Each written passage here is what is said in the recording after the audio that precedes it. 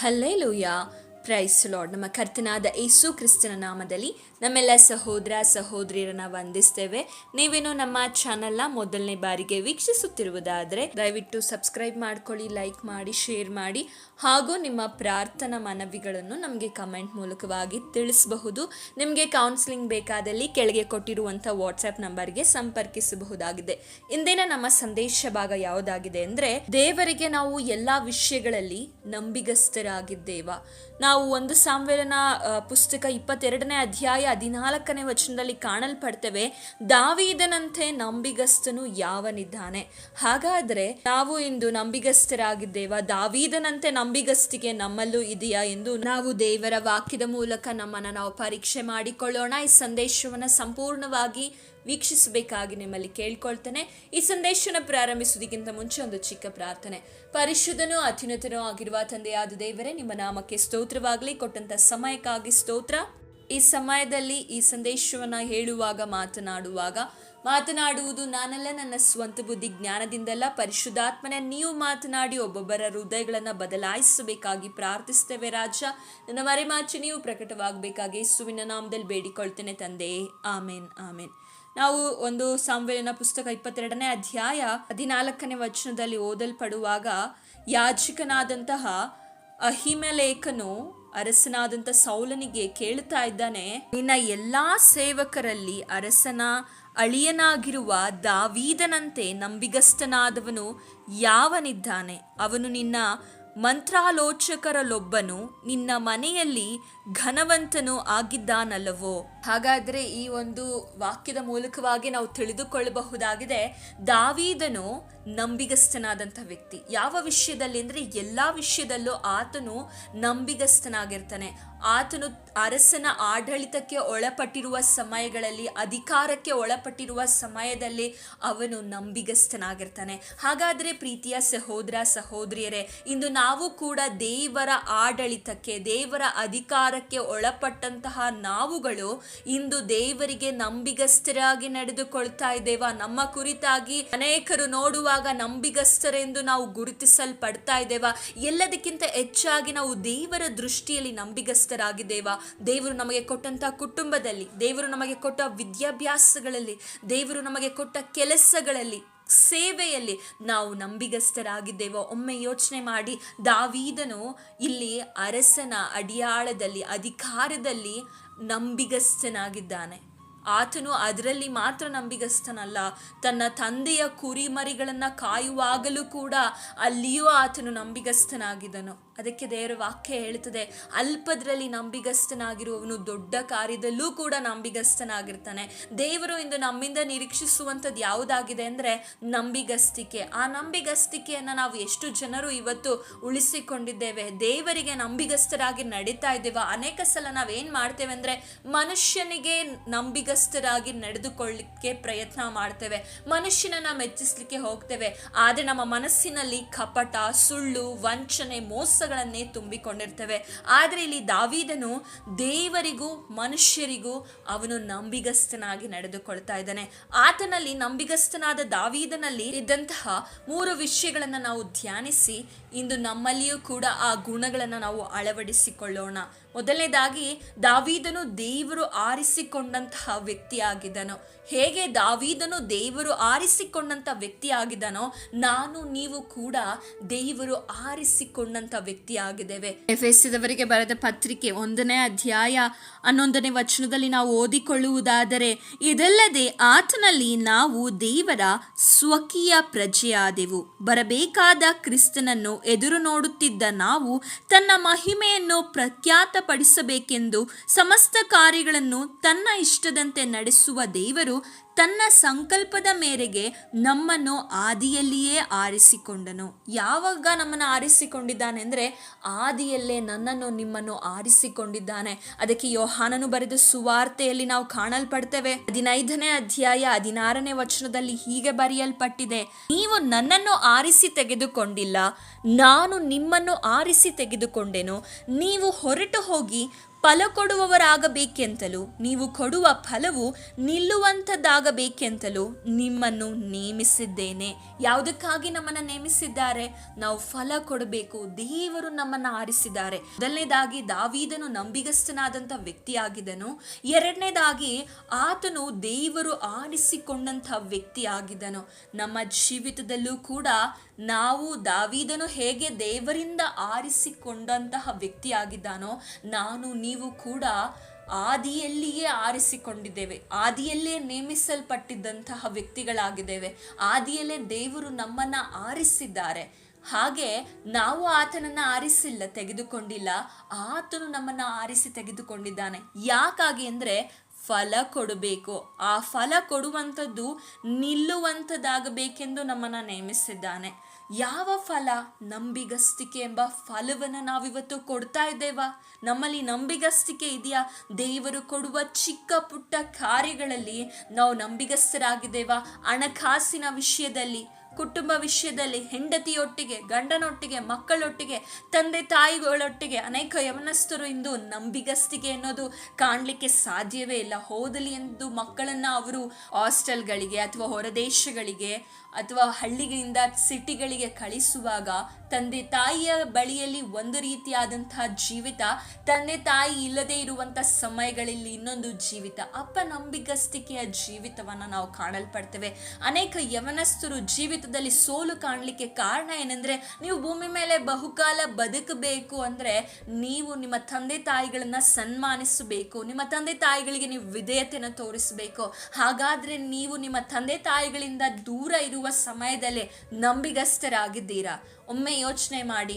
ನಿಮ್ಮ ತಂದೆ ತಾಯಿಗಳಿಗೆ ಅನೇಕ ಸುಳ್ಳುಗಳನ್ನ ಹೇಳಿ, ಕೆಟ್ಟ ಸಹವಾಸಗಳನ್ನ, ಕೆಟ್ಟದಾದಂತಹ ಅಡಿಕ್ಷನ್ ಅಲ್ಲಿ ಎಷ್ಟೋ ಯವನಸ್ಥರು ಇಂದು ಬಾಧಿಸಲ್ಪಡ್ತಾ ಇದ್ದಾರೆ. ಆದರೆ ದಾವೀದನು ಕೂಡ ಒಬ್ಬ ಯವನಸ್ಥನಾಗಿದ್ದಾಗಿಯೂ ಸಹ ಆತನು ದೇವರಿಗೆ ನಂಬಿಗಸ್ತನಾಗಿದ್ದಾನೆ. ಆತನು ದೇವರು ಆರಿಸಿಕೊಂಡಂಥ ವ್ಯಕ್ತಿಯಾಗಿದ್ದನು. ದಾವೀದನ ತಂದೆಯಾದಂಥ ಈಶಾಯನು ಇಸ್ರಾಯೇಲರಲ್ಲಿ ಒಬ್ಬ ಸಾಮಾನ್ಯ ವ್ಯಕ್ತಿ ಅಷ್ಟೇ. ಆತನಿಗೆ 8 ಮಂದಿ ಗಂಡು ಮಕ್ಕಳಿರ್ತಾರೆ. ಆ 8 ಮಂದಿ ಗಂಡು ಮಕ್ಕಳಲ್ಲಿ ಒಬ್ಬರಿಗಿಂತ ಒಬ್ಬರು ಬಲಿಷ್ಠರಾಗಿರ್ತಾರೆ. ಮಾತ್ರ ಅಲ್ಲದೆ ಉತ್ತಮವಾದಂತಹ ಮೈಕಟ್ಟುಳ್ಳ ಸುಂದರ ವ್ಯಕ್ತಿಗಳಾಗಿರ್ತಾರೆ. ಅವರಲ್ಲಿ ದಾವೀದನು ಕಿರಿಯವನಾದಂಥ ವ್ಯಕ್ತಿ. ಕುರಿ ಕಾಯುವಂಥ ವೃತ್ತಿಯನ್ನ ಆತನ ಪಾಲಿಗೆ ಅವರ ಮನೆಯಲ್ಲಿ ಲಭಿಸಲ್ಪಡುವುದನ್ನು ನಾವು ಸತ್ಯವೇದದಲ್ಲಿ ಕಾಣಲ್ಪಡ್ತೇವೆ. ಆದರೆ ದೇವರ ಕೃಪೆಯ ನಿಮಿತ್ತ ಆತನು ಆ 8 ಮಂದಿಯಲ್ಲಿ ಆರಿಸಲ್ಪಟ್ಟು ಇಸ್ರೇಲರ 2ನೆಯ ಅರಸನಾಗಿ 40 ವರ್ಷಗಳ ಕಾಲ ಆತನು ಉತ್ತಮ ಆಳ್ವಿಕೆಯನ್ನು ಮಾಡಲ್ಪಡ್ತಾನೆ. ನೀವು ಅನೇಕ ಸಲ ನೆನೆಸಿಕೊಳ್ಳಬಹುದು, ನಾನು ನನ್ನ ಮನೆಯಲ್ಲಿ ನಿಕೃಷ್ಟವಾದವನು, ನನ್ನ ಮನೆಯಲ್ಲಿ ಯಾವುದಕ್ಕೂ ಪ್ರಯೋಜನ ಬಾರದವನು, ನನ್ನ ಅಣ್ಣ ತಮ್ಮಂದಿರು, ನನ್ನ ಅಕ್ಕ ತಂಗಿಯರೆಲ್ಲ ನನಗಿಂತ ಚೆನ್ನಾಗಿದ್ದಾರೆ, ನನಗಿಂತ ಉತ್ತಮವಾದ ವಿದ್ಯಾಭ್ಯಾಸ ಹೊಂದಿದ್ದಾರೆ, ನನಗೆ ಯಾವ ಯೋಗ್ಯತೆ ಇಲ್ಲ, ಜ್ಞಾನ ಇಲ್ಲ. ನಾನು ಒಂದು ಗುಂಪಿನಲ್ಲಿ ಇರುವಾಗ ನೀವು ನೆನೆಸಿಕೊಳ್ಬೋದು, ಈ ಗುಂಪಿನಲ್ಲಿ ಇರುವವರಿಗಿಂತ ನಾನು ಏನಕ್ಕೂ ಪ್ರಯೋಜನ ಬಾರದವಳು ಎಂದು ನಿಮ್ಮ ಮನಸ್ಸಿನಲ್ಲಿ ನೀವು ಯೋಚನೆ ಮಾಡ್ತಾ ಇರ್ಬೋದು. ಆದರೆ ದೇವರು ನಮ್ಮನ್ನು ಆರಿಸಿ ತೆಗೆದುಕೊಂಡಿದ್ದಾರೆ. ಮನೆಯಲ್ಲಿಯೇ ತಿರಸ್ಕರಿಸಲ್ಪಟ್ಟಂತಹ ದಾವೀದನನ್ನ ಯಾರು ಆರಿಸಿಕೊಂಡಿದ್ದಾರೆ ಅಂದರೆ, ದೇವರು ಆರಿಸಿಕೊಂಡು ಅರಸನಾಗಿ ಮಾಡಲ್ಪಡ್ತಾರೆ. ಹಾಗೆ ನಿಮ್ಮ ಜೀವಿತದಲ್ಲಿಯೂ ಅಷ್ಟೇ ಅನೇಕ ಸಲ ಯೋಚನೆ ಮಾಡ್ಬೋದು, ನನಗೆ ಕೊಟ್ಟಲ್ಪಟ್ಟಂತಹ ಈ ಚಿಕ್ಕ ಜವಾಬ್ದಾರಿಯನ್ನೇ ನನಗೆ ಮಾಡ್ಲಿಕ್ಕೆ ಆಗ್ತಾ ಇಲ್ಲ, ಈ ಕುಟುಂಬವನ್ನು ಸಾಗಿಸ್ಲಿಕ್ಕೆ ಆಗ್ತಾ ಇಲ್ಲ, ನಾನು ಎಲ್ಲಿ ದೇವರಿಗಾಗಿ ಏನು ಮಾಡ್ತೇನೆ, ನನ್ನ ಜೀವಿತ ಇಲ್ಲಿಗೆ ಮುಗಿದೋಯ್ತು ಅಂತ ಅನೇಕ ಯೋಚನೆಗಳನ್ನು ನೀವು ಮಾಡ್ತಾ ಇರ್ಬೋದು. ಆದರೆ ನಿಮಗೆ ಕೊಡಲ್ಪಟ್ಟಂತ ಆ ಚಿಕ್ಕ ಕೆಲಸದಲ್ಲಿಯೇ ದಾವೀದನಂತೆ ನಂಬಿಗಸ್ತರಾಗಿದ್ದರೆ ಖಂಡಿತವಾಗಿಯೂ ದೇವರು ನಿಮ್ಮ ಜೀವಿತವನ್ನು ಬದಲಾಯಿಸುವಂತವರಾಗಿದ್ದಾರೆ. ದಾವೀದನು ತನ್ನ ತಂದೆಯ ಮನೆಯಲ್ಲಿ ಕುರಿ ಕಾಯುವಂತ ವೃತ್ತಿಯಲ್ಲಿ ಆತನು ನಂಬಿಗಸ್ತನಾಗಿದ್ದನು. ಒಂದು ಕುರಿಮರಿಯೂ ಕೂಡ ಕಳೆದು ಹೋಗದಂತೆ ಆತನು ಆ ಕುರಿಮರಿಗೆ ಯಾವುದಾದರೂ ಕಾಡು ಪ್ರಾಣಿಗಳು ಅಟ್ಯಾಕ್ ಮಾಡುವಾಗ ಅವನು ಅದರ ವಿರುದ್ಧವಾಗಿ ಹೋರಾಡಿ ಆ ಕುರಿಗಳನ್ನು ಸಂರಕ್ಷಿಸ್ತಾ ಇದ್ದನು. ಇವತ್ತು ನಿಮ್ಮ ನಿಮಗೆ ದೇವರು ಯಾವುದನ್ನ ಸಂರಕ್ಷಿಸುವಂತಹ ಜವಾಬ್ದಾರಿಯನ್ನ ಕೊಟ್ಟಿದ್ದಾರೆ, ನೀವು ಅವುಗಳನ್ನ ಮಾಡುವವರಾಗಬೇಕು. ಕುಟುಂಬವನ್ನ ಸಂರಕ್ಷಿಸುವಂತ ಜವಾಬ್ದಾರಿ ಕೊಟ್ಟಿರುವುದಾದ್ರೆ ಅದರಲ್ಲಿ ನಂಬಿಗಸ್ತರಾಗಿರಿ. ಸೇವೆಯನ್ನ ಮಾಡುವುದರಲ್ಲಿ ದೇವರು ನಿಮಗೆ ಒಂದು ಜವಾಬ್ದಾರಿಯನ್ನ ಕೊಟ್ಟಿರುವುದಾದ್ರೆ ಅದರಲ್ಲಿ ನೀವು ಉತ್ತಮ ರೀತಿಯಾದಂಥ ನಂಬಿಗಸ್ತಿಕೆಯನ್ನ ನೀವು ಇಟ್ಟುಕೊಳ್ಳುವವರಾಗಿರಬೇಕು. ಒಂದು ಸಭೆಯನ್ನ ನೀವು ಪರಿಪಾಲನೆ ಮಾಡಲಿಕ್ಕೆ ನಿಮಗೆ ದೇವರು ಕೊಟ್ಟಿರುವುದಾದ್ರೆ ಅದರಲ್ಲಿಯೂ ಕೂಡ ನೀವು ಚಿಕ್ಕ ಗುಂಪನ್ನ ನಿಮಗೆ ಕೊಟ್ಟಿರುವುದಾದ್ರೆ ಅದರಲ್ಲಿಯೂ ಕೂಡ ನೀವು ನಂಬಿಗಸ್ತರಾಗಿ ಕೆಲಸ ಮಾಡಬೇಕು. ಯಾಕೆಂದ್ರೆ ನೀವು ಚಿಕ್ಕದ್ರಲ್ಲಿ ನಂಬಿಗಸ್ತರಾಗಿ ಕಾರ್ಯ ಮಾಡುವಾಗ ದೇವರು ನಿಮ್ಮನ್ನ ಅದೇ ಸ್ಥಳದಲ್ಲಿ ಬಿಡೋದಿಲ್ಲ. ದೇವರು ನಿಮ್ಮನ್ನ ಏನ್ ಮಾಡ್ತಾರೆ ಅಂದ್ರೆ ಉನ್ನತಕ್ಕೆ ಏರಿಸುವಂತ ದೇವರಾಗಿದ್ದಾರೆ. ಆದರೆ ನಾವು ಮಾತ್ರ ದೇವರಿಂದ ಆಶೀರ್ವಾದವನ್ನ, ವಾಗ್ದಾನಗಳನ್ನ ನಿರೀಕ್ಷಿಸ್ತೇವೆ. ಆದರೆ ದೇವರು ಬಯಸುವಂತಹ ನಂಬಿಗಸ್ತಿಕೆಯನ್ನ ನಾವು ನಮ್ಮ ಜೀವಿತದಲ್ಲಿ ಅಳವಡಿಸಿಕೊಳ್ಳೋದಿಲ್ಲ. ಎಷ್ಟು ಜನರು ಇವತ್ತು ಆಶೀರ್ವಾದ ಕಳೆದುಕೊಳ್ಳಿಕ್ಕೆ ಕಾರಣವೇನೆಂದ್ರೆ ಅಪನಂಬಿಗಸ್ತಿಕೆ. ಸೌಲನನ್ನ ದೇವರು ತಳ್ಳಿ ಬಿಡ್ತಾರೆ. ಯಾಕೆಂದ್ರೆ ಆತನು ನಂಬಿಗಸ್ತನಾಗಿರ್ಲಿಲ್ಲ. ದೇವರ ಮಾತಿಗೆ ಪ್ರತಿಯೊಂದು ಕಾರ್ಯಕ್ಕೂ ಆತನು ಅವಿಧೇಯತೆಯನ್ನು ತೋರಿಸುವಂತ ವ್ಯಕ್ತಿಯಾಗಿದ್ದನು. ದೇವರಿಗೆ ಇಷ್ಟವಿಲ್ಲದೆ ಇರುವ ಕಾರ್ಯ ಯಾವುದಂದ್ರೆ ಅವಿಧೇಯತ್ವವಾಗಿದೆ. ಇಂದು ನಮ್ಮಲ್ಲಿಯೂ ಕೂಡ ಇರುವ ಅವಿಧೇಯತ್ವವು ನಮ್ಮ ಜೀವಿತದಲ್ಲಿ ಬರಬೇಕಾದಂತಹ ಆಶೀರ್ವಾದವನ್ನ ಹಾಗೂ ತೆರೆಯಬೇಕಾದಂಥ ಮಾರ್ಗಗಳನ್ನ ಮುಚ್ಚಿ ಹಾಕಲ್ಪಟ್ಟಿದೆ. ದೇವರು ಆರಿಸಿಕೊಂಡಿದ್ದಾರೆ ಯಾವುದಕ್ಕೋಸ್ಕರ? ಫಲ ಕೊಡಬೇಕು. ದಾವೀದನನ್ನ ಆರಿಸಿಕೊಂಡರು, ಸೌಲನನ್ನೂ ಕೂಡ ಆರಿಸಿಕೊಂಡದ್ದು ದೇವರೇ. ಆದರೆ ಆತನು ತನ್ನ ಕರೆಯುವಿಕೆಗೆ ವಿರುದ್ಧವಾಗಿ, ದೇವರಿಗೆ ವಿರುದ್ಧವಾಗಿ ಅವಿಧೇಯತ್ವವನ್ನು ತೋರಿಸಿ ತನ್ನ ಜೀವಿತದಲ್ಲಿದ್ದಂತಹ ರಾಜ್ಯವನ್ನ, ಒಳ್ಳೆಯ ಮಗನನ್ನ, ಒಳ್ಳೆಯ ಜೀವಿತವನ್ನ ಆತನು ಕಳೆದುಕೊಳ್ತಾನೆ. ಒಬ್ಬ ಅಭಿಷಕ್ತನಿಗೆ ಬರಬೇಕಾದಂತಹ ಸಾವನ್ನ ಆತನು ಅನುಭವಿಸಲಿಕ್ಕೆ ಸಾಧ್ಯವಾಗಲಿಲ್ಲ. ಒಬ್ಬ ಅಭಿಷಕ್ತನು ಸಾಯಬಾರದಂತಹ ರೀತಿಯಲ್ಲಿಯೇ ಸೌಲನ ಸಾವು ಇರುವುದನ್ನು ನಾವು ನೋಡಲ್ಪಡ್ತೇವೆ. ದಾವೀದನು ಸೌಲನ ಕುರಿತಾಗಿ ಆಡಲ್ಪಡುವಾಗ ಒಬ್ಬ ಅಭಿಷಕ್ತನ ಸಾವು ಈ ರೀತಿಯಾಗಿ ಇರಬಾರ್ದಿತ್ತು ಎಂದು ಆಡುವುದನ್ನು ಕಾಣಲ್ಪಡ್ತೇವೆ. ಹಾಗಾದರೆ ಅಪನಂಬಿಗಸ್ತಿಕೆ ಮತ್ತು ಅವಿಧೇಯತ್ವ ನಮ್ಮಲ್ಲಿ ಇರುವುದಾದರೆ ದೇವರು ನಮಗೆ ಕೊಟ್ಟಂಥ ಜವಾಬ್ದಾರಿಯನ್ನ, ದೇವರು ನಮಗಾಗಿ ನೇಮಿಸಿದಂತಹ ಆ ಉದ್ದೇಶವನ್ನ, ಆಶೀರ್ವಾದವನ್ನ ನಾವು ಕಳೆದುಕೊಂಡು ಬಿಡ್ತೇವೆ. ಅನೇಕ ಸಲ ದೇವ್ರು ನಮ್ಗೆ ಒಳ್ಳೆ ಆಶೀರ್ವಾದ, ಒಳ್ಳೆ ವಿಧವಾದಂಥ ಉದ್ದೇಶ ಇಟ್ಟಿರ್ತಾರೆ. ಆದರೆ ನಮ್ಮ ಆಲೋಚನೆಯಿಂದ, ನಮ್ಮ ಅವಿಧೇಯತ್ವದಿಂದ ದೇವರ ಅಮೂಲ್ಯವಾದ ಉದ್ದೇಶವನ್ನ ನಮ್ಮ ಜೀವಿತದಲ್ಲಿ ನಾವು ಕಳೆದುಕೊಂಡು ಬಿಡ್ತೇವೆ. ಆದರೆ ದಾವೀದನ ಜೀವಿತದಲ್ಲಿ ನೋಡುವಾಗ ಆತನು ಅಧಿಕಾರಕ್ಕೆ ಒಳಪಟ್ಟಿದ್ದನು. ತಂದೆ ಮನೆಯಲ್ಲಿಯೂ ಕೂಡ ಅವನು ನಂಬಿಗಸ್ತನಾಗಿದ್ದನು. ಎರಡನೇದಾಗಿ ನಾವು ನೋಡುವುದಾದರೆ ದಾವೀದನು ಯುದ್ಧ ಶೂರನಾಗಿದ್ದನು. ದಾವೀದನು ಅರಸನಾದ ಮೇಲೆ ಬಹಳಷ್ಟು ಕಾಲ ಯುದ್ಧ ಮಾಡಿ ತನ್ನ ದೇಶದಲ್ಲಿ ಶಾಂತಿಯನ್ನ, ಸ್ಥಿರತೆಯನ್ನ ಕಾಪಾಡುವುದನ್ನು ನಾವು ಸತ್ಯವೇದದಲ್ಲಿ ಓದಲ್ಪಡ್ತೇವೆ. ಇಸ್ರಾಯೇಲರಿಗೂ ಮತ್ತು ಫಿಲಿಸ್ಟಿಯರಿಗೂ ಯಾವ ಸಮಯದಲ್ಲಿ ಬೇಕಾದರೂ ಏನಾಗ್ತಾ ಇತ್ತಂದ್ರೆ ಯುದ್ಧಗಳು ನಡೀತಾನೆ ಇತ್ತು. ಇಸ್ರಾಯೇಲರು ಗೋಲಿಯಾತನೆಂಬ ದೈತ್ಯನ ಆರ್ಭಟಕ್ಕೆ ಎದರಿ ಅಡಗಿ ಕುಳಿತಿದ್ದಾಗ 40 ದಿವಸಗಳ ಕಾಲ ಆ ಗೋಲಿಯಾತನು ಆರ್ಭಟಿಸುತ್ತಾ ಇಸ್ರಾಯೇಲರಿಗೆ ಯುದ್ಧಕ್ಕೆ ಬನ್ನಿ ಎಂದು ಆತನ ಏನ್ ಮಾಡ್ತಾ ಇದ್ದಾನಂದ್ರೆ ಬೆದರಿಕೆನ ಆಗ್ತಾ ಇದ್ದರು.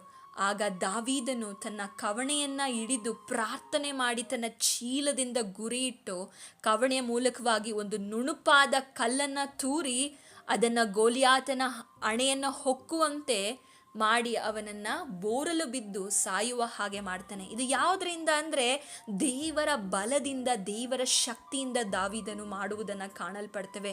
ಕೂಡಲೇ ಆ ಫಿಲಿಷ್ಟಿಯನ ಮೇಲೆ ನಿಂತು ಅವನ ಕತ್ತಿಯನ್ನು ಕಿತ್ತುಕೊಂಡು ಅದರಿಂದ ಅವನ ತಲೆಯನ್ನು ಕಡಿದು ಹಾಕಿ ಗೋಲಿಯಾತನು ಸತ್ತು ಹೋಗುವುದನ್ನು ಕಾಣಲ್ಪಡ್ತೇವೆ. ದಾವೀದನು ಇಲ್ಲಿ ಯುದ್ಧ ಶೂರನಾಗಿದ್ದಾನೆ. ನಾವು ಕ್ರೈಸ್ತಿಯ ಜೀವಿತದಲ್ಲಿರುವಂತಹ ನಾವುಗಳು ಕೂಡ ಗೋಲಿಯಾತನ ರೂಪದಲ್ಲಿರುವಂಥ ಸೈತಾನನ ವಿರುದ್ಧವಾಗಿ ಪ್ರತಿದಿನವೂ ನಾವು ಯುದ್ಧ ಮಾಡುವವರಾಗಬೇಕು. ಈ ಯುದ್ಧದಲ್ಲಿ ದಾವೀದನು ಏನ್ ಮಾಡ್ತಾ ಇದ್ದಾನೆ ಅಂದ್ರೆ ಪ್ರಾರ್ಥನೆಯನ್ನ ಮಾಡಿ ಯುದ್ಧವನ್ನ ಮಾಡ್ತಾ ಇದ್ದಾನೆ. ಹಾಗಾದ್ರೆ ಈ ಲೋಕದಲ್ಲಿ ಕ್ರೈಸ್ತರಾದಂಥ ನಮಗೇ ಕೂಡ ಯುದ್ಧ ಇದೆ. ಅದು ಯಾರೊಟ್ಟಿಗೆ ಅಂದರೆ ಮನುಷ್ಯ ಮಾತ್ರದವರೊಟ್ಟಿಗೆ ಅಲ್ಲ, ಸೈತಾನನೊಟ್ಟಿಗೆ, ರಾಜ್ಯತ್ವಗಳ ಮೇಲೆ, ಪ್ರಭುತ್ವಗಳ ಮೇಲೆ, ಆಕಾಶದಲ್ಲಿ ಹಾರಾಡುವಂತಹ ದುರಾತ್ಮ ಸೇನೆಗಳ ಮೇಲೆ ನಮಗೆ ಒಂದು ಯುದ್ಧ ಇದೆ. ಪ್ರತಿ ನಿಮಿಷ ನಮ್ಮ ವಿರುದ್ಧವಾಗಿ ಆ ಸೈತಾನನು ಕಾರ್ಯ ಮಾಡ್ತಾ ಇರ್ತಾನೆ. ಆದರೆ ನಾವಿವತ್ತು ಈ ದಾವೀದನ ರೀತಿಯಲ್ಲಿ ಯುದ್ಧ ಶೂರರಾಗಿರ್ಬೇಕಂದ್ರೆ ನಮ್ಮ ಜೀವಿತದಲ್ಲಿ ದೇವರು ಕೊಡುವಂತಹ ಸರ್ವಾಯುಧವನ್ನ, ಕರ್ತನ ಅತ್ಯಧಿಕವಾದಂತಹ ಬಲವನ್ನ ನಾವು ಆಶ್ರಯಿಸುವವರಾಗಿರ್ಬೇಕು. ದಾವೀದನು ತನ್ನ ಜೀವಿತದಲ್ಲಿ ಅನೇಕ ಯುದ್ಧಗಳನ್ನ ಮಾಡ್ತಾನೆ. ಆ ಎಲ್ಲ ಯುದ್ಧಗಳಲ್ಲೂ ದೇವರಿಗೆ ಆತನು ವಿಧೇಯತ್ವ ತೋರಿಸ್ತಾನೆ ಮತ್ತು ದೇವರನ್ನೇ ಆಶ್ರಯಿಸಿಕೊಳ್ತಾನೆ. ತನಗೆ ರಾಜ್ಯತ್ವ ಇದೆ, ತನಗೆ ಅರಸತ್ವ ಇದೆ, ತನಗೆ ಅಧಿಕಾರ ಇದೆ ಎಂದು ಎಂದಿಗೂ ಕೂಡ ಅವನು ತನ್ನ ಮೇಲೆ ಆತುಕೊಳ್ಳದೆ ದೇವರನ್ನೇ ಯಾವಾಗಲೂ ಆಶ್ರಯಿಸಿಕೊಂಡಂತಹ ವ್ಯಕ್ತಿಯು ದಾವೀದನಾಗಿದ್ದನು. ಇವತ್ತು ನಾವು ದೇವರನ್ನು ಆಶ್ರಯಿಸಿಕೊಳ್ಬೇಕು. ನಮ್ಮ ಜೀವಿತದಲ್ಲಿ ಬರುವಂತಹ ಈ ಗೋಲಿಯಾತನನ್ನು ನಾವು ಸೋಲಿಸಬೇಕೆಂದರೆ ಪ್ರಾರ್ಥನೆ ಎಂಬ ಆಯುಧ ನಮಗೆ ಯಾವಾಗಲೂ ಇರಬೇಕು. ಒಬ್ಬ ವಿಶ್ವಾಸಿಯು ಯಾರಾಗಿದ್ದಾನೆ ಅಂದರೆ ಯುದ್ಧಶೂರನಾಗಿದ್ದಾನೆ. ಆ ಯುದ್ಧಶೂರನಾಗಬೇಕಂದ್ರೆ ಸುಮ್ಮನೆ ಆಯುಧಗಳಿಲ್ಲದೆ ನೀವು ಯುದ್ಧವನ್ನು ಮಾಡಲಿಕ್ಕೆ ಸಾಧ್ಯ ಇಲ್ಲ. ಎಫೆಸದವರಿಗೆ ಬರೆದ ಪತ್ರಿಕೆ 6ನೇ ಅಧ್ಯಾಯ 18ನೇ ವಚನದಲ್ಲಿ ನಾವು ಕಾಣಲ್ಪಡ್ತೇವೆ, ದೇವರು ಕೊಡುವ ಸರ್ವಾಯುಧವನ್ನು ಧರಿಸಿಕೊಳ್ಳಿರಿ, ಆಗ ಮಾತ್ರವೇ ನೀವು ನಿಮ್ಮ ವಿರೋಧಿಯಾಗಿರುವಂಥ ಸೈತಾನನನ್ನು ಗೆಲ್ಲಲಿಕ್ಕೆ ಸಾಧ್ಯ. ಎರಡನೇದಾಗಿ ದೇವರಿಗೆ ಒಳಗಾಗಿರಿ, ಸೈತಾನನನ್ನು ಎದುರಿಸಿರಿ. ದೇವರಿಗೆ ಒಳಗಾಗದೆ ನೀವು ಏನೇ ಮಾಡಿದ್ರೂ ಕೂಡ ಸೈತಾನನ್ನ ಸೋಲಿಸಲಿಕ್ಕೆ ಸಾಧ್ಯವಿಲ್ಲ. ಪ್ರತಿಯೊಬ್ಬ ಕ್ರೈಸ್ತನು ಕೂಡ ಪ್ರಾರ್ಥನೆ ಎಂಬ ಯುದ್ಧವನ್ನು ಮಾಡುವವರಾಗಬೇಕು. ದಾವೀದನು ಕೂಡ ಯುದ್ಧ ಶೂರನಾಗಿದ್ದನು. ನಾವು ಹಾಗೆ ನಮ್ಮ ಆತ್ಮಿಕ ಜೀವಿತದಲ್ಲಿ ನಾವು ಯಾವಾಗಲೂ ಪ್ರಾರ್ಥನೆ ಎಂಬ ಆಯುಧದಿಂದ ಸೈತಾನನ ನಾವು ಸೋಲಿಸಬೇಕು. ದೇವರ ವಾಕ್ಯವೆಂಬ ಕತ್ತಿ ಯಾವಾಗಲೂ ನಮ್ಮ ಕೈಯಲ್ಲಿ ಇರಬೇಕು. ಇಲ್ಲವಾದರೆ, ಕತ್ತಿ ಇಲ್ಲದೆ ಇದ್ದರೆ ಶತ್ರು ಏನು ಮಾಡ್ತಾನೆ? ಸುಲಭವಾಗಿ ನಮ್ಮೊಳಗೆ ನುಗ್ಗಿ ನಮ್ಮನ್ನು ಸೋಲಿಸಿ ಬಿಡ್ತಾನೆ. ಅದೇ ಕತ್ತಿ ಇರುವಾಗ ಶತ್ರುವಿಗೆ ಯಾವಾಗಲೂ ಭಯವಿರ್ತದೆ. ದೇವರ ವಾಕ್ಯವೆಂಬ ಕತ್ತಿ ನಿಮ್ಮ ಜೀವಿತದಲ್ಲಿ ಇರಬೇಕು. ದೇವರಿಗೆ ಸ್ತುತಿ ಪದಗಳನ್ನು ಆಡ್ತಾ ಇರಬೇಕು. ಎಷ್ಟು ಜನರ ಜೀವಿತದಲ್ಲಿ ಬರೀ ಬ್ಯುಸಿ, ನಮಗೆ ಆ ಕೆಲಸವಿದೆ ಎಂದು ಲೌಕಿಕವಾಗಿಯೇ ಅನೇಕ ಕುಟುಂಬಗಳು ಇಂದು ಲೌಕಿಕವಾದಂತಹ ವಿಚಾರಗಳಲ್ಲಿ ಹೆಚ್ಚು ಮುಳುಗಿ ಹೋಗಿದೆ. ದಾವೀದನು ಅರಸನಾಗಿದ್ದನು. ದಾವೀದನಿಗೆ ಆಳ್ವಿಕೆ ಮಾಡಲಿಕ್ಕೆ ಅನೇಕ ರಾಜ್ಯಗಳು, ಪರಾಂಬರಿಸಲಿಕ್ಕೆ ಅನೇಕ ವಿಷಯಗಳಿದ್ದಾಗಿಯೂ ಸಹ ಯಾವಾಗಲೂ ತನ್ನ ಜೀವಿತದಲ್ಲಿ ಯಾರನ್ನ ಆಶ್ರಯ ಇಟ್ಟುಕೊಂಡಿದ್ದಾನೆಂದರೆ ದೇವರನ್ನ ಆಶ್ರಯ ಇಟ್ಟುಕೊಂಡಿದ್ದನು. ಇವತ್ತು ನಾವು ಒಂದು ಕುಟುಂಬವನ್ನ ಸಾಗಿಸ್ಲಿಕ್ಕೆ ನಾವು ಏನು ಮಾಡ್ತೇವೆ? ನಮಗೆ ದೇವರ ಜೊತೆಯಲ್ಲಿ ಸಮಯವನ್ನು ಕಳೀಲಿಕ್ಕೆ ನಮಗೆ ಸಮಯ ಇಲ್ಲ ಅಂತ ಹೇಳ್ತೇವೆ. ಆದರೆ ದಾವೀದನು ಅರಸನಾಗಿದ್ದನು. 40 ವರ್ಷಗಳ ಕಾಲ ಆತನು ರಾಜ್ಯತ್ವವನ್ನ ಆಳ್ವಿಕೆ ಮಾಡಿದಂಥವನು. ಆದರೆ ದೇವರೊಟ್ಟಿಗಿರುವ ಸಂಬಂಧವನ್ನ ಆತನು ಎಂದಿಗೂ ಕೂಡ ಕಳೆದುಕೊಳ್ಳಿಕ್ಕೆ ಇಷ್ಟಪಡಲಿಲ್ಲ. ದಾವೀದನಲ್ಲಿದ್ದಂಥ ಆ ಹೃದಯ ಇದು ನಮ್ಮಲ್ಲಿಯೂ ಇರಬೇಕು. ಯಾವಾಗಲೂ ದೇವರೊಟ್ಟಿಗೆ ಮಾತನಾಡಲಿಕ್ಕೆ ದಾವೀದನ ಹೃದಯ ಮಿಡಿತಾ ಇತ್ತು. ದೇವರ ಇಷ್ಟವನ್ನ ನೆರವೇರಿಸಲಿಕ್ಕೆ ಆತನ ಹೃದಯ ಯಾವಾಗಲೂ ಬಡಿಕೊಳ್ತಾ ಇತ್ತು. ಇವತ್ತು ನಮ್ಮ ಹೃದಯ ಯಾವುದಕ್ಕೆ ಬಡಿದುಕೊಳ್ತಾ ಇದೆ? ನಮ್ಮ ಹೃದಯದ ಆಸೆ ಏನಾಗಿದೆ? ನಮ್ಮ ಹೃದಯ ಆಸೆ ಏನಾಗಿದೆ ಅಂದರೆ ಒಳ್ಳೆ ಮನೆ ಕಟ್ಟಬೇಕು, ಈ ಲೋಕದಲ್ಲಿ ಅನೇಕ ಹೆಸರು ಮಾಡಬೇಕು, ಈ ಲೋಕದಲ್ಲಿ ನಮಗೆ ಅನೇಕ ಐಶ್ವರ್ಯದಿಂದ ತುಂಬಬೇಕು, ನಾವು ಕಾರ್ ತಗೊಳ್ಬೇಕು. ಬರೀ ಲೌಕಿಕವಾದಂಥ ವಿಷಯಗಳಲ್ಲಿಯೇ ಇವತ್ತು ಅನೇಕ ಜನರ ಮನಸ್ಸುಗಳು ತುಂಬಿ ಹೋಗಿದೆ. ಇವೆಲ್ಲವೂ ಕೂಡ ನೀವು ಯಾವುದನ್ನು ಕೂಡ ನೀವು ತೆಗೆದುಕೊಂಡು ಹೋಗೋದಿಲ್ಲ. ಇದ್ಯಾವುದು ನಮಗೆ ಶಾಶ್ವತ ಅಲ್ಲ. ನಮ್ಮ ಶಾಶ್ವತವಾದ ಪಾಲು ಯಾರಾಗಿದ್ದಾರೆ ಅಂದರೆ ದೇವರೇ ಆಗಿದ್ದಾರೆ ಎಂದು ಕೀರ್ತನೆಗಳನ್ನು ಬರೆಯುವಾಗ ದಾವೀದನು ಹೇಳುವುದನ್ನು ಕಾಣಲ್ಪಡ್ತೇವೆ. ಹಾಗಾದರೆ ಇವತ್ತು ನಮ್ಮ ಹೃದಯದಲ್ಲಿ ದೇವರ ಆಸೆಯನ್ನು ನೆರವೇರಿಸುವಂಥ ಹೃದಯ ನಮ್ಮದಾಗಬೇಕು. ಪ್ರಾರ್ಥಿಸುವಂಥ ಗೋಲಿಯಾತನನ್ನ ಎದುರಿಸಿ ನಿಂತಹ ದಾವೀದನು ಯಾವುದರಿಂದ ಎದುರಿಸಿ ನಿಂತ ಅಂದರೆ ಪ್ರಾರ್ಥನೆ ಮಾಡಿ ಅವನು ಅಲ್ಲಿ ದೇವರ ಬಲದಿಂದ ಎದುರಿಸಿ ನಿಂತ. ಹಾಗೆ ನಾವು ಕರ್ತನ ಅತ್ಯಧಿಕವಾದಂತಹ ಬಲವನ್ನು ಆಶ್ರಯಿಸಿಕೊಳ್ಳುವುದಾದರೆ ಈ ಲೋಕಾಧಿಪತಿಯಾಗಿರುವಂಥ ಗೋಲಿಯಾತನನ್ನ ನಾವು ಸೋಲಿಸಲಿಕ್ಕೆ ಸಾಧ್ಯವಾಗ್ತದೆ. ಮೂರನೇದಾಗಿ ನಮ್ಮಲ್ಲಿ ಇರಬೇಕಾದ ವಿಷಯ ಯಾವುದಂದ್ರೆ ನಾವು ಪ್ರಾರ್ಥನೆ ಮಾಡುವಂತಹ ಯುದ್ಧ ಶೂರರಾಗಬೇಕು. ದೇವರ ಕೊಡುವಂತಹ ಸರ್ವಾಯುಧಗಳನ್ನು ಧರಿಸಿಕೊಂಡವರಾಗಬೇಕು. ಮೂರನೇದಾಗಿ ದಾವೀದನಲ್ಲಿದ್ದಂತಹ ವ್ಯಕ್ತಿತ್ವ ಯಾವುದಂದ್ರೆ ದಾವೀದನು ಪಶ್ಚಾತ್ತಾಪ ಪಡುವಂತ ವ್ಯಕ್ತಿ ಆಗಿದನು.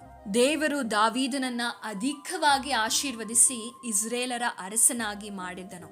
ಆದರೂ ಆತನು ತನ್ನ ಅಧಿಕಾರದ ಪ್ರಾರಂಭದಲ್ಲಿಯೇ ಸೈತಾನನ ಶೋಧನೆಗೆ ಒಳಗಾಗಿ ದೇವರಿಗೆ ವಿರುದ್ಧವಾಗಿ ಉರಿಯನ ಹೆಂಡತಿಯಾದ ಬ್ಯಾತ್ಷೆಬಳೊಟ್ಟಿಗೆ ಪಾಪ ಮಾಡುವುದನ್ನು ನಾವು ಸತ್ಯವೇದದಲ್ಲಿ ಓದಲ್ಪಡ್ತೇವೆ. ದೇವರು ಆತನಿಗೆ ಶಿಕ್ಷೆ ಕೊಟ್ಟಾಗ ದಾವೀದನು ಎಚ್ಚೆತ್ತುಕೊಂಡು ನಿಜವಾದ ಪಶ್ಚಾತ್ತಾಪ ಪಡುವವನಾದನು ಮತ್ತು ದೇವರಲ್ಲಿ ಕ್ಷಮೆಯನ್ನು ಯಾಚಿಸುವುದನ್ನು ಕಾಣಲ್ಪಡ್ತೇವೆ. ಇವತ್ತು ದಾವೀದನ ಹೃದಯ ನಮ್ಮಲ್ಲಿ ಬರಬೇಕು. ನಾವು ಪಶ್ಚಾತ್ತಾಪ ಪಡುವಂಥ ವ್ಯಕ್ತಿಗಳಾಗಿರಬೇಕು. ಎಷ್ಟೋ ದಿವಸಗಳಿಂದ ಮಾಡಿದ ಪಾಪಗಳನ್ನು ಹೃದಯದಲ್ಲಿ ಇಟ್ಟುಕೊಂಡು ಆ ಪಾಪಗಳನ್ನು ನಾವು ಒಪ್ಪಿಕೊಳ್ಳದೆ ಆ ಪಾಪಗಳನ್ನೇ ಸರಿ ಎಂದು ನಾವು ಸಮರ್ಥಿಸಿಕೊಂಡು ಅನೇಕರಿಂದು ಜೀವಿಸ್ತಾ ಇದ್ದಾರೆ. ಪಾಪಗಳನ್ನು ಒಪ್ಪಿಕೊಳ್ಳುವುದಿಲ್ಲ. ಪಶ್ಚಾತ್ತಾಪ ಪಡುವಂಥ ಮನಸ್ಸು ಅನೇಕ ವ್ಯಕ್ತಿಗಳಲ್ಲಿ ಇಲ್ಲದೆ ಇರುವುದಕ್ಕೆ ನಿಮ್ಮ ಜೀವಿತದಲ್ಲಿ ನೀವು ದೇವರಿಟ್ಟಿರುವಂತಹ ಆ ಮಾರ್ಗವನ್ನು, ಆಶೀರ್ವಾದವನ್ನು, ದೇವರ ಸ್ವರವನ್ನು ನೀವು ಕೇಳಲಿಕ್ಕೆ ಸಾಧ್ಯವಾಗ್ತಾ ಇಲ್ಲ. ದೇವರ ವಾಕ್ಯ ಹೇಳ್ತದೆ, ನಿಮ್ಮ ಪಾಪಾಪರಾಧಗಳೇ ದೇವರನ್ನ ಕೇಳದಂತೆ ನೋಡದಂತೆ ಅದು ಮರೆಯಾಗಲ್ಪಟ್ಟಿದೆ. ನಿಮ್ಮ ಪಾಪಾಪರಾಧಗಳು, ನಿಮ್ಮ ಮನಸ್ಸಿನಲ್ಲಿ ಯಾವ ಪಾಪಗಳು ಮರೆಯಾಗಿರಲ್ಪಟ್ಟಿದೆ ಅವುಗಳನ್ನು ದೇವರ ಮುಂದೆ ಪಶ್ಚಾತ್ತಾಪ ಪಟ್ಟು ಅದನ್ನು ಕ್ಷಮೆ ಯಾಚಿಸಬೇಕು. ದಾವೀದನು ಅವನು ಟ್ರೂಲಿ ಅವನೇನು ಮಾಡ್ತಾನೆ, ಪಶ್ಚಾತ್ತಾಪ ಪಡ್ತಾನೆ. ಇವತ್ತು ನಮ್ಮ ಪಶ್ಚಾತ್ತಾಪಗಳು ಹೇಗಿರುತ್ತೆ? ವಾಕ್ಯಗಳು ಕೇಳುವಾಗ ಕಣ್ಣಲ್ಲಿ ನೀರು ಬರುತ್ತೆ, ಮತ್ತೆ ನಾವು ಹೋಗಿ ಅದೇ ತಪ್ಪನ್ನು ಮಾಡ್ತೇವೆ. ಆದರೆ ಆ ವಾಕ್ಯಗಳನ್ನು ಕೇಳಿ ಆ ವಾಕ್ಯಗಳಿಗೆ ನಮ್ಮ ಹೃದಯಗಳನ್ನು ಒಪ್ಪಿಸಿಕೊಟ್ಟು ಪ್ರಾರ್ಥನೆ ಮಾಡಿ ಪಶ್ಚಾತ್ತಾಪ ಪಟ್ಟು ಅದರ ಪಾಲಿಗೆ ನಾವೇನಾಗೋದಿಲ್ಲ, ಸತ್ತು ನಾವೇನಾಗೋದಿಲ್ಲ ಅಂದರೆ ಅದನ್ನು ಬಿಟ್ಟು ಬಿಡೋದಿಲ್ಲ. ಅನೇಕರು ಇನ್ನೂ ಅದರಲ್ಲಿಯೇ ಬದುಕ್ತಾ ಇದ್ದಾರೆ, ಇನ್ನೂ ಅದರಲ್ಲಿಯೇ ಜೀವಿಸುತ್ತಾ ದೇವರ ಮನಸ್ಸನ್ನು ನೋವುಂಟು ಮಾಡ್ತಾ ಇದ್ದಾರೆ. ಪ್ರೀತಿಯ ಸಹೋದರಿಯರೇ, ಸಹೋದರರೇ, ನಿಮ್ಮ ತಪ್ಪಾದಂತಹ ಮಾರ್ಗ, ನಿಮ್ಮ ತಪ್ಪಾದ ಆಯ್ಕೆಗಳು ಇವತ್ತು ನಿಮ್ಮ ಜೀವಿತವನ್ನು ದೇವರಿಂದ ದೂರಪಡಿಸುವಂಥದ್ದಾಗಿದೆ. ಈ ಲೋಕದಲ್ಲಿ ನೀವು ಏನೇ ಸಂಪಾದಿಸಿಕೊಂಡ್ರು, ನಿಮಗೆ ಹಣ ಇರ್ಬೋದು, ಆಸ್ತಿ ಇರ್ಬೋದು, ನಿಮಗೆ ಒಳ್ಳೆ ಮನೆ ಇರ್ಬೋದು, ನಿಮಗೆ ಇರುವಂತಹ ಎಲ್ಲ ವಿಧವಾದಂತಹ ಐಶ್ವರ್ಯ ಇರಬಹುದು, ಆದರೆ ದೇವರಿಂದ ನೀವು ದೂರವಾಗಿ ಲೋಕವನ್ನೆಲ್ಲ ಸಂಪಾದಿಸಿಕೊಂಡರೂ ಏನೋ ಪ್ರಯೋಜನ ಇಲ್ಲ. ಒಮ್ಮೆ ಯೋಚನೆ ಮಾಡಿ ನೋಡಿ, ನೀವು ಸಂಪಾದಿಸಿದ ಹಣ, ಅಧಿಕಾರ, ಆಸ್ತಿ ಯಾವುದನ್ನು ಕೂಡ ನೀವು ತೆಗೆದುಕೊಂಡು ಹೋಗೋದಿಲ್ಲ. ಅಲೆಕ್ಸಾಂಡರ್ ಸತ್ತಾಗ ಒಂದು ಮಾತನ್ನು ಹೇಳ್ತಾರೆ. ಅಲೆಕ್ಸಾಂಡರ್ನ ಸಮಾಧಿಯಲ್ಲಿ ಹೇಗಿರ್ತದೆ ಅಂದರೆ, ಅವನು ಇಡೀ ಲೋಕವನ್ನೇ ಜಯಿಸ್ತೀನಿ ಎಂದು ಹೊರಟಂಥ ಚಕ್ರಾಧಿಪತಿ. ಆದರೆ ಅವನೊಂದು ಮಾತು ಹೇಳ್ತಾನೆ, ನಾನು ಹೋಗುತ್ತಾ ಇರುವಾಗ ಅವನ ಕೈಗಳು ಎರಡು ಅವನ ಒಂದು ಸಮಾಧಿಯಿಂದ ಆಚೆ ಇಟ್ಟಿರ್ತಾರೆ. ಕಾರಣ ಏನಂದರೆ, ನಾನು ಹೋಗ್ತಾ ಇದ್ದೇನೆ, ಏನನ್ನು ಕೂಡ ತೆಗೆದುಕೊಂಡು ಹೋಗ್ತಾ ಇಲ್ಲ ಅಂತ. ಹಾಗೆ ನೀವು ಈ ಲೋಕದಲ್ಲಿ ಏನು ಸಂಪಾದನೆ ಮಾಡಿಕೊಂಡ್ರೂ ಸಹ ನೀವೇನನ್ನೂ ಕೂಡ ತೆಗೆದುಕೊಂಡು ಹೋಗಲಿಕ್ಕೆ ಸಾಧ್ಯವಿಲ್ಲ. ಆದುದರಿಂದ ನಾವು ನಮ್ಮ ದೇವರಿಗೆ ಮೆಚ್ಚುಗೆ ಉಳ್ಳಂಥ ಜೀವಿತವನ್ನು ನಡೆಸಿ ಆ ನಿತ್ಯ ಜೀವಕ್ಕಾಗಿ ನಾವು ಯಾವಾಗಲೂ ತವಕ ಪಡುವವರಾಗಬೇಕು. ಯೇಸು ಸ್ವಾಮಿ ಈ ಲೋಕದಲ್ಲಿ ಬಂದಾಗ ಆತನು ಯಾವಾಗಲೂ ಪರಲೋಕ ರಾಜ್ಯದ ಕುರಿತಾಗಿ ಈ ಸತ್ಯವೇದದಲ್ಲಿ ಮಾತನಾಡುವುದನ್ನು ಕಾಣಲ್ಪಡ್ತೇವೆ. ಇವತ್ತು ಎಷ್ಟೋ ಕ್ರೈಸ್ತ ವಿಶ್ವಾಸಿಗೆ ನಿತ್ಯ ಜೀವದ ಕುರಿತಾಗಿರುವಂತಹ ಆಲೋಚನೆ ಇಲ್ಲ, ಹಾಗೂ ಪರಲೋಕದ ಕುರಿತಾಗಿರುವ ಆಲೋಚನೆ ಇಲ್ಲ. ದೇವರ ರಾಜ್ಯಕ್ಕಾಗಿ, ನೀತಿಗಾಗಿ ತವಕ ಪಡ್ತಾ ಇಲ್ಲ. ಬರೀ ಈ ಲೋಕದ ವಿಷಯಗಳನ್ನೇ ತುಂಬಿಕೊಂಡಿದ್ದಾರೆ. ಈ ಲೋಕದ ಪಾಪಗಳಲ್ಲಿಯೇ, ಹಣ ಮಾಡುವುದರಲ್ಲಿಯೇ ತುಂಬಿಕೊಂಡಿದ್ದಾರೆ. ಯಾವ ಮನುಷ್ಯನಿಗೆ ಈ ಲೋಕದಲ್ಲಿಯೇ ತುಂಬಿಕೊಂಡಿರ್ತಾನೋ ಅವನ ಮನಸ್ಸಿನಲ್ಲಿ ಪಶ್ಚಾತ್ತಾಪ ಉಂಟಾಗೋದಿಲ್ಲ. ನೀವು ಪಶ್ಚಾತ್ತಾಪ ಇಲ್ಲದೆ ಇರುವ ಆ ಜೀವಿತವೇ ನಿಮ್ಮ ಸಮಾಧಾನಕ್ಕೆ ಅಡ್ಡಿಯಾಗಿದೆ. ದಾವೀದನಿಲ್ಲಿ ತಪ್ಪು ಮಾಡ್ತಾನೆ, ಆದರೆ ತನ್ನ ಜೀವಿತದಲ್ಲಿದ್ದಂಥ ಸಮಾಧಾನವನ್ನು ಕಳೆದುಕೊಂಡು ಎಷ್ಟು ಕಷ್ಟವನ್ನು ಅವನು ತನ್ನ ಜೀವಿತದಲ್ಲಿ ಅನುಭವಿಸಬೇಕಾಯ್ತಂದರೆ ತನ್ನ ಸ್ವಂತ ಮಗನೇ ಅವನ ವಿರುದ್ಧವಾಗಿ ಹೇಳ್ತಾನೆ. ನೋಡಿ, ನಮ್ಮ ಜೀವಿತದಲ್ಲಿ ನಾವು ತಪ್ಪು ಮಾಡ್ತೇವೆ, ಆದರೆ ಅದನ್ನು ಸಮರ್ಥಿಸಿಕೊಳ್ಳಿಕ್ಕೆ ಪ್ರಯತ್ನ ಮಾಡ್ತೇವೆ. ದೇವರ ಮುಂದೆ ನೀವು ಎಚ್ಚರಿಕೆ ಆಗಿರಬೇಕು. ಮನುಷ್ಯರ ಮುಂದೆ ನೀವು ಸಮರ್ಥನೆ ಮಾಡಿಕೊಂಡು ನೀವು ಜಯಿಸಬಹುದು, ಆದರೆ ಸಕಲವನ್ನು ನೋಡುವ ದೇವರ ಮುಂದೆ ನೀವು ತಪ್ಪಿಸಿಕೊಳ್ಳಿಕ್ಕೆ ಸಾಧ್ಯವೇ ಇಲ್ಲ. ಆದ ಕಾರಣ ಆ ಕರುಣಾಮಯನಾಗಿರುವಂಥ ದೇವರ ಕೃಪಾಸನದ ಮುಂದೆ ನೀವು ಬಂದು ಪಶ್ಚಾತ್ತಾಪ ಪಟ್ಟು ಅದನ್ನು ಬಿಟ್ಟು ಬಿಡುವುದಾದರೆ ದೇವರ ಕರುಣೆಯನ್ನು ನೀವು ಹೊಂದಿಕೊಳ್ಳಬಹುದು.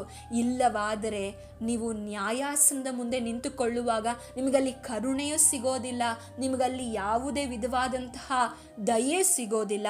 ನೀವು ಎಲ್ಲಿಗೆ ದೊಬ್ಬಲ್ಪಡ್ತೀರಾ ಅಂದರೆ ಯಾವಾಗಲೂ ಕಷ್ಟ, ನೋವು, ಸಂಕಟ ಇರುವಂಥ ಆ ನರಕಕ್ಕೆ ದೊಬ್ಬಲ್ಪಡ್ತೀರ. ಹಾಗಾಗಿ ಈಗಲೇ ಪಶ್ಚಾತ್ತಾಪ ಪಡಿರಿ. ಇದೇ ಸರಿಯಾದ ಸಮಯ. ನಾನು ನಾಳೆ ಪಶ್ಚಾತ್ತಾಪ ಪಡ್ತೇನೆ, ನಾನು ನಾಡಿದ್ದು ಸರಿ ಹೋಗ್ತೇನೆ ಅಂತ ನೀವು ಸಮಯವನ್ನು ತೆಗೆದುಕೊಳ್ಳಬೇಡಿ. ಯಾವಾಗ ಮನುಷ್ಯನ ಜೀವಿತ ಎಲ್ಲಿ ಹೇಗಿರ್ತದೆ ಅಂತ ನಾವು ಹೇಳಲಿಕ್ಕೆ ಸಾಧ್ಯವಿಲ್ಲ. ನಾವು ಈ ಸಮಯದಲ್ಲಿ ನಮ್ಮ ಹೃದಯದಲ್ಲಿರುವ ಪಾಪವನ್ನು ದೇವರಿಗೆ ಅರಿಕೆ ಮಾಡಿ, ಯಥಾರ್ಥವಾಗದಂತಹ ಪಾಪದ ಅರಿಕೆಯನ್ನು ದೇವರು ಕೇಳಿ ಕ್ಷಮಿಸುವಂಥವನಾಗಿದ್ದಾನೆ. ದಾವೀದನು ಕೂಡ ಯಥಾರ್ಥವಾಗಿ ಪಾಪವನ್ನು ಅರಿಕೆ ಮಾಡಿ ಕ್ಷಮೆಯನ್ನು ಕೇಳ್ತಾನೆ. ಆದ ಕಾರಣವೇ ಆತನ ತಪ್ಪುಗಳು ಕ್ಷಮಿಸಲ್ಪಡ್ತದೆ. ನಾವು ಕೂಡ ಅದೇ ರೀತಿಯಾಗಿ ಕೇಳಲ್ಪಡುವುದಾದರೆ ನಮ್ಮ ಪಾಪಗಳೆಲ್ಲವೂ ಕೂಡ ಕ್ಷಮಿಸಲ್ಪಡ್ತದೆ. ನಮ್ಮ ಪಾಪಗಳು ಕ್ಷಮಿಸಲ್ಪಟ್ಟಾಗ ನಮ್ಮ ಹೃದಯದಲ್ಲಿ ದೈವಿಕವಾದ ಸಮಾಧಾನ, ನೆಮ್ಮದಿ, ಆ ಸಂತೋಷವನ್ನು ನಾವು ಅನುಭವಿಸಲಿಕ್ಕೆ ಸಾಧ್ಯವಾಗ್ತದೆ. ಅದು ಈ ಲೋಕದಲ್ಲಿ ಇರುವಂಥ ಯಾವ ಐಶ್ವರ್ಯ, ಹಣ, ಸೌಂದರ್ಯ, ಸಂಬಂಧಗಳಿಂದ ಸಿಗುವಂಥದ್ದಲ್ಲ. ಅದು ವಿಶೇಷವಾದದ್ದು. ನಾನು ಕೊಡುವಂಥ ಶಾಂತಿ ಈ ಲೋಕ ಕೊಡುವಂಥ ರೀತಿಯಲ್ಲಿ ಇರೋದಿಲ್ಲ. ನನ್ನಲ್ಲಿರುವಂಥ ಶಾಂತಿಯನ್ನು, ಸಮಾಧಾನವನ್ನು ನಿಮಗೆ ಕೊಡ್ತೇನೆಂದು ಯೇಸು ಸ್ವಾಮಿ ಹೇಳಿದ್ದಾರೆ. ಹಾಗಾದರೆ ಎಷ್ಟೋ ವ್ಯಕ್ತಿಗಳು, ದೊಡ್ಡ ದೊಡ್ಡ ವ್ಯಕ್ತಿಗಳು, ಹಣ ಇರುವವರು, ನೇಮ್ ಇರುವವರು, ಫೇಮ್ ಇರುವವರು ಯಾಕೆ ಸಾಯ್ತಾ ಇದ್ದಾರೆ ಗೊತ್ತಾ? ಅವರಲ್ಲಿ ಈ ಸಮಾಧಾನ ಇಲ್ಲ, ಅವರಲ್ಲಿ ಈ ಸಂತೋಷವನ್ನು ಅವರು ಕಾಣಲಿಕ್ಕೆ ಸಾಧ್ಯ ಇಲ್ಲ. ಅವರ ಮನಸ್ಸಿನಲ್ಲಿ ತುಂಬ ಶೂನ್ಯತೆ ತುಂಬಿದೆ. ಆ ಶೂನ್ಯತೆಯನ್ನು ಹೋಗಲಾಡಿಸಬೇಕಂದ್ರೆ ಕ್ರಿಸ್ತನ ರಕ್ತವು ನಿಮ್ಮನ್ನು ಶುದ್ಧಿ ಮಾಡಬೇಕು, ನಿಮ್ಮ ಹೃದಯವನ್ನು ಶುದ್ಧಿ ಮಾಡಬೇಕು. ದೇವರಿಗೆ ನಂಬಿಗಸ್ತರಾಗಿ ನಾವು ಜೀವಿಸಬೇಕು. ದಾವೀದನು ಹೇಗೆ ಕೊಡಲ್ಪಟ್ಟಂತಹ ವಿಷಯಗಳಲ್ಲಿ ನಂಬಿಗಸ್ತನಾಗಿದ್ದನೋ ನೋಡಿ, ಆತನು ಪಾಪದಲ್ಲಿಯೂ ಪಶ್ಚಾತ್ತಾಪ ಪಟ್ಟನು, ಯುದ್ಧದಲ್ಲಿಯೂ ಕೂಡ ಆತನು ಏನಾಗಿದ್ದನು? ನಂಬಿಗಸ್ತನಾಗಿದ್ದನು. ದೇವರು ಆರಿಸಲ್ಪಟ್ಟಂಥ ಕರಿವಿಕೆಯೂ ಕೂಡ ಆತನು ನಂಬಿಗಸ್ತನಾಗಿದ್ದನು. ಚಿಕ್ಕ ವಿಷಯದಿಂದ ದೊಡ್ಡ ವಿಷಯದವರೆಗೂ ನಂಬಿಗಸ್ತನಾಗಿ ಆತನು ಜೀವಿಸಿದನು. ಅವನ ಕುರಿತಾಗಿ ಸ್ವತಃ ದೇವರೇ ಸಾಕ್ಷಿ ಹೇಳುವುದನ್ನು ನಾವು ಕಾಣಲ್ಪಡ್ತೇವೆ. ಹಾಗಾದರೆ ದೇವರು ನಮ್ಮನ್ನು ಆರಿಸಿಕೊಂಡಂಥ ಈ ಜೀವಿತದಲ್ಲಿ ನಾವು ಯುದ್ಧ ಶೂರರಾಗಿ ನಮ್ಮ ಪಾಪಗಳಿಗೆ ನಾವು ಪಶ್ಚಾತ್ತಾಪ ಪಟ್ಟು ದೇವರು ನಮಗೆ ಕೊಟ್ಟಂತಹ ಆ ಉದ್ದೇಶಕ್ಕೆ, ಆ ಕರಿವಿಕೆಗೆ ಯಾವುದಕ್ಕಾಗಿ ನಮ್ಮನ್ನು ಆರಿಸಿಕೊಂಡಿದ್ದಾರೋ ಅದಕ್ಕೆ ನಾವು ನಂಬಿಗಸ್ತಿಕೆಯನ್ನು, ವಿಧೇಯತ್ವವನ್ನು ತೋರಿಸೋಣ. ದೇವ್ರ ವಾಕ್ಯದ ಮೂಲಕ ಆಶೀರ್ವದಿಸಲಿ. ಪ್ರಾರ್ಥಿಸೋಣ. ಪರಿಶುದ್ಧನಾದ ದೇವರೇ, ಕೊಟ್ಟಂಥ ವಾಕ್ಯಕ್ಕಾಗಿ ಸ್ತೋತ್ರ. ಕೇಳುವಂತಹ ಸಹೋದರ ಸಹೋದರಿಯರ ಹೃದಯಗಳನ್ನು ಮುಟ್ಟು ಬದಲಾಯಿಸು. ವಿಷಯದಲ್ಲಿ ನಂಬಿಗಸ್ತಿಕೆ ಇಲ್ಲವೋ ಆ ನಂಬಿಗಸ್ತಿಕೆಯನ್ನು ಅವರ ಜೀವಿತದಲ್ಲಿ ಕೊಟ್ಟು ನೀನು ತಾನೇ ಅವರ ಜೀವಿತವನ್ನು ಬದಲಾಯಿಸಬೇಕಾಗಿ ಪ್ರಾರ್ಥಿಸ್ತೇವೆ. ರಾಜ್ಯ ವಾಕ್ಯಗಳನ್ನು ದೇವರೇ ಕೇಳುವಂತಹ ಸಹೋದರ ಸಹೋದರಿಯನ್ನು ಮುಟ್ಟಿ ಅವರ ಹೃದಯಗಳಲ್ಲಿ ದೇವರೇ ಈ ವಾಕ್ಯಗಳು ಕಾರ್ಯ ಮಾಡಿ ಅವರನ್ನು ಬದಲಾಯಿಸಬೇಕಾಗಿ ಎಲ್ಲ ನಿಮ್ಮ ಕಾರ್ಯದಲ್ಲಿ ಒಪ್ಪಿಸಿಕೊಡುತ್ತಾ ಯೇಸುವಿನ ನಾಮದಲ್ಲಿ ಬೇಡಿಕೊಳ್ತೇನೆ ತಂದೆ. Amen. Thanks for watching. God bless you.